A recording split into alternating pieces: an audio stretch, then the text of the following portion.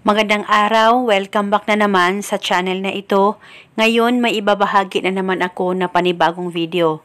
At kung bago lamang napadaan sa channel ko ay huwag niyo pong kalimutang mag-subscribe at pindutin ang notification bell para palagi kayong updated sa mga bago kong videos. Gusto mo ba na buong magdamag o buong gabi siyang hindi makakatulog sa kakaisip sa'yo?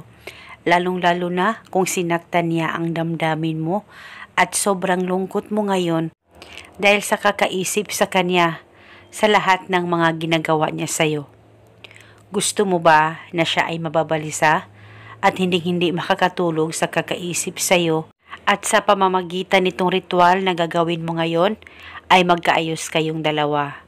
Kaya gawin itong ritual na ituturo ko sa inyo, dapat 100% ang paniniwala mo sa mga ganitong pamamaraan.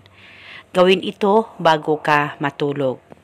Ang gagawin mo lamang, kumuha ka ng papel at panulat kahit anong kulay at isulat sa papel ang pangalan at apelyido niya ng 3 beses.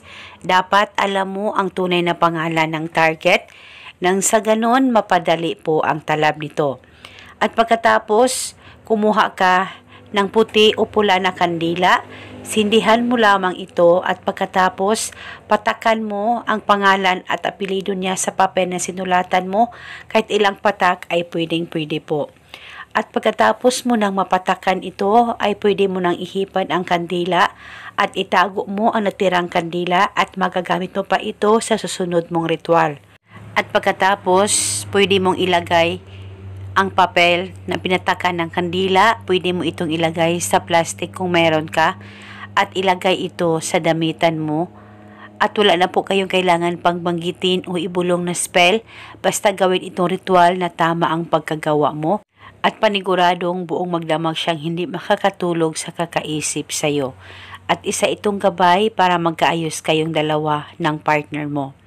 At itago itong ritual hanggang kailan mo gusto. At kung okay na kayo, ay pwede mo nang itapon itong ritual. At pwede ka rin pag gumawa ng iba't ibang ritual na binahagi ko dahil isa itong gabay para mas lalong mapatibay ang relasyon ninyong dalawa ng partner mo. At eto muna sa ngayon, maraming salamat po sa panunood. May God bless.